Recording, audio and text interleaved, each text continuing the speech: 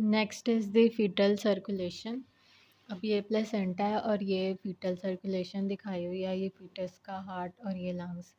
अब फीटस में जो है वो अम्बिलिकल वेन में ऑक्सीजनेटेड ब्लड होता है, जबकि जो अम्बिलिकल आर्टरी है उसमें डीऑक्सीजनेटेड ब्लड होता है।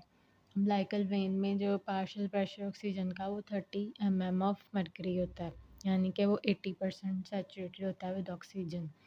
और अम्बिलिकल जो आर्टरी है उसमें लो ऑक्सीजन सैचुरेशन होती है। अब इसमें हमने 3 इम्पॉर्टेंट शंट्स याद रखने हैं जो कि आफ्टर बर्थ जो है वो ख़त्म हो जाते हैं। सबसे पहला जो है वो है डक्टस वेनोसस। इसमें क्या होता है कि जो ब्लड है अम्बिलिकल वेन से ऑक्सीजनेटेड ब्लड आ रहा है, वो लिवर को बाईपास करता हुआ वो चला जाएगा इनटू दी डक्टस वेनोसस। ये अम्बिलिकल वेन है और ये इन्होंने दिखाया हुआ है डक्टस वेनोसस, और यहाँ से फिर ये चला गया अम्बिलिकल वेन से इनटू दी इंफीरियर वीना कावा, यानी कि इसने हेपेटिक जो सर्कुलेशन है उसको बाईपास कर दिया है। उसके बाद जो सेकंड है वो है फोरामन ओवेल। ये जो इन्होंने दिखाया हुआ है, ये कनेक्शन होता है राइट एट्रियम से राइट एट्रिया और लेफ्ट एट्रिया के दरमियान। इसमें जो oxygenated blood inferior vena cava में आता है वो डायरेक्टली फोरामन ओवेल के थ्रू चला जाता है इनटू दी लेफ्ट एट्रियम, और ये राइट वेंट्रिकल को बाईपास कर देता है, यानी यहाँ जाने की बजाय इधर चला जाता है। उसके बाद जो थर्ड है शंट वो है डक्टस आर्टेरियोसिस, ये जो इन्होंने दिखाया हुआ है। अब ये क्या होता है कि जो डीऑक्सीजनेटेड ब्लड ऊपर से आ रहा होता है सुपीरियर वेना कावा से, वो राइट एट्रियम से चला जाता है राइट वेंट्रिकल में, और फिर राइट वेंट्रिकल से वो चला जाता है मेन पल्मोनरी आर्टरी में। मेन पल्मोनरी आर्टरी में जाने के बाद वो डक्टस वेनोसस में चला जाता है और फिर डिसेंडिंग एओर्टा में, यानी कि पल्मोनरी आर्टरी से उसको लंग्स में जाना चाहिए था, लेकिन चूँकि फीटस में हाई आर्टेरियल रेजिस्टेंस होती है लंग्स में, तो वो लंग्स में जाने की बजाय एओर्टा में चला जाता है और फिर वहाँ से वापस चला जाता है। तो ये 3 शंट्स हैं। उसके बाद जब बेबी की बर्थ हो जाती है, जब वो सांस लेता है, तो पल्मोनरी वास्कुलेचर में रेजिस्टेंस कम हो जाती है। उसकी वजह से वहाँ जब ब्लड फ्लो करता है तो उसके बाद ब्लड आता है लेफ़्ट एट्रिया में। लेफ़्ट एट्रिया में प्रेशर ज़्यादा हो जाता है और राइट में कम हो जाता है। जब यहाँ से प्रेशर लगेगा तो हमने पहले भी पढ़ा था कि फोरामन ओवेल क्लोज़ हो जाएगा, फिर इसको हम बोलते हैं फोसा ओवेलिस। और डक्टस आर्टेरियोसिस कैसे क्लोज़ होता है कि ऑक्सीजन जब ज़्यादा होती है और प्रोस्टाग्लैंडिन्स कम हो जाते हैं क्योंकि प्लेसेंटा ख़त्म हो जाता है, तो फिर क्या होता है कि इसकी जो है वो क्लोज़र हो जाती है। अब जो एनसेड्स हैं इंडोमेथासिन और इबुप्रोफेन या एसिटामिनोफेन, वो इसकी क्लोज़र में हेल्प करते हैं, और इसका जो रेमनेंट बच जाता है उसको हम बोलते हैं लिगामेंटम आर्टेरियोसम, यानी कि एंडोमेथासिन एंड कर देता है पेटेंट डक्टस आर्टेरियोसिस का। इस तरह हम याद कर सकते हैं। जो प्रोस्टाग्लैंडिन E1 और E2 they keep it open. उसके बाद ये कुछ रेमनेंट्स याद करने हैं फीटल पोस्टनेटल डेरिवेटिव्स, यानी कि जो डक्टस आर्टेरियोसिस है वो बन जाएगा लिगामेंटम आर्टेरियोसम। डक्टस जो वेनोसिस है ये बन जाएगा लिगामेंटम वेनोसम। फोरामेन ओवेल बन जाएगा फोसा ओवेलिस। एलेंटॉइस बन जाएगा मीडियन अम्बिलिकल लिगामेंट।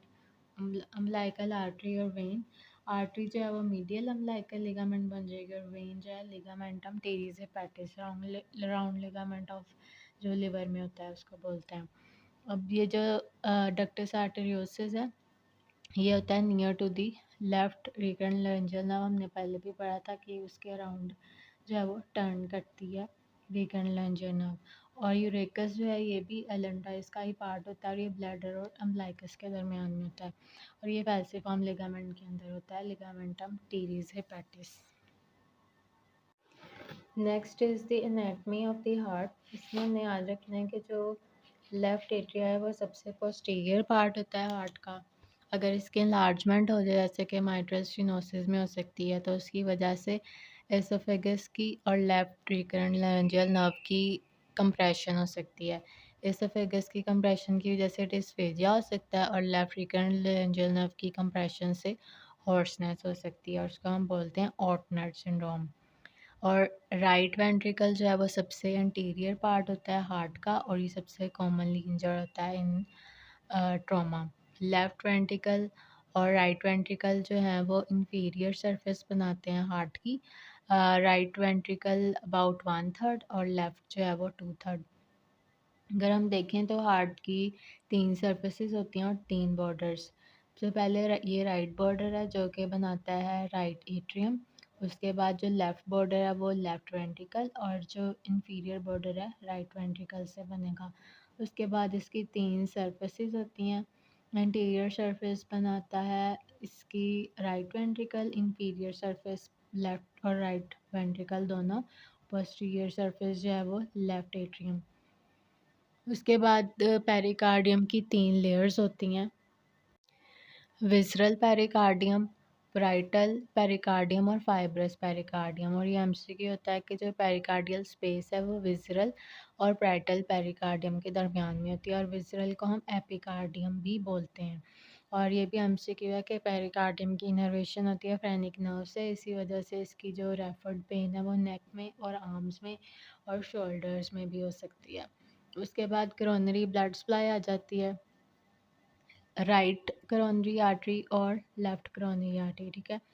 जो राइट करोनरी आर्टरी है ये सप्लाई करती है एवी नोड को और एसए नोड को, और अगर इसका डिसफंक्शन हो जाए इन्फेक्शन की वजह से तो ब्रेडिकार्डिया या हार्ट ब्लॉक हो सकता है। और जो राइट एक्यूट मार्शल आर्टरी है वो सप्लाई करती है राइट वेंट्रिकल को।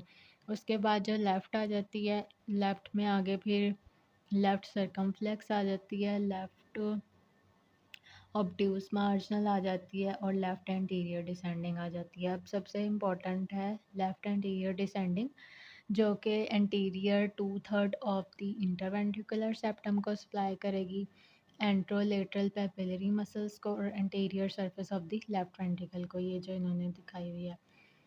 और ये सबसे कॉमनली एक्लूडेड होती है, ये भी एमसीक्यू है। उसके बाद अगर हम पोस्टीरियर सरफेस पर देखें तो सबसे इम्पोर्टेंट जो है वो पोस्टीरियर डिसेंडिंग आर्टरी है, ये वाली जो इन्होंने दिखाई हुई है। अब ये जो है वो पोस्टीरियर 1/3 ऑफ द सेप्टम को सप्लाई करेगी, पोस्टीरियर 2/3 ऑफ द वेंट्रिकल्स को, और पोस्टरमीडियल पेपिलरी मसल्स को। अब इसमें हमने डोमिनेंस याद रखनी है। अगर तो ये posterior descending artery right coronary artery से अराइज होगी तो इसे हम कहेंगे राइट डोमिनेंट सर्कुलेशन, और अगर ये लेफ़्ट सर्कमफ्लेक्स आर्टरी से अराइज करेगी तो हम इसे लेफ़्ट डोमिनेंट सर्कुलेशन कहेंगे। अगर दोनों से अराइज करेगी तो इसे हम कहेंगे को डोमिनेंट सर्कुलेशन। और जो करोनरी ब्लड फ्लो सबसे ज़्यादा होता है वो होता है अर्ली डायस्ट्रोल में, क्योंकि डायस्ट्रोल में फिलिंग होती है वेंट्रिकल्स की। अब हमने इनके साथ वेन्स जो एसोसिएटेड होते हैं वो भी याद रखनी है। राइट करोनरी आर्टरी के साथ होती है स्मॉल कार्डियक वेन, और लेफ़्ट एंटीरियर डिसेंडिंग के साथ ग्रेट कार्डियक वेन, और पोस्टीरियर डिसेंडिंग के साथ मिडल कार्डियक वेन। इसके अलावा जो करोनरी साइनस है वो रन करती है लेफ़्ट एवी ग्रूव में, और फिर ये जाके राइट एट्रिया में ड्रेन कर जाती है।